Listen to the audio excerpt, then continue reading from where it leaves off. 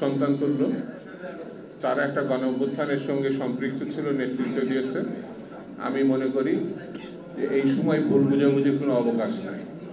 তারা যেভাবে এগোতে চাচ্ছে সেটি যাতে গণতন্ত্রের পথে এগোয়, অর্থাৎ নির্বাচনের প্রক্রিয়ার দিকে এগোয়, তাহলে বাজার স্থিতিশীল হবে, আইনশৃঙ্খলা পরিস্থিতি স্বাভাবিক হবে এবং ষড়যন্ত্রকারীদেরকে রুখা সম্ভব হবে।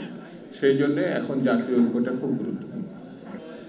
একটি নতুন পরিবর্তনের দিকে যে বাংলাদেশকে নিয়ে গেছে, গণ অভ্যুত্থানের নেতৃত্ব দিয়েছেন, সেই নেতৃত্বের প্রেক্ষিতে বাংলাদেশটাকে গণতন্ত্রমুখী করতে হবে, বাংলাদেশটাকে স্বাধীনতামুখী করতে হবে, বাংলাদেশটাকে গোষ্ঠীতন্ত্রের বাইরে নিয়ে গিয়ে জনগণের বাংলাদেশ করতে হবে।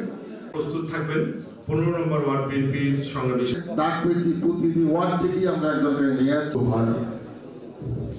সাংগঠনিক সঙ্গে ইনশাআল্লাহ এই কাজটা আমাদের অনেক ভাইয়ের কথা বলছে।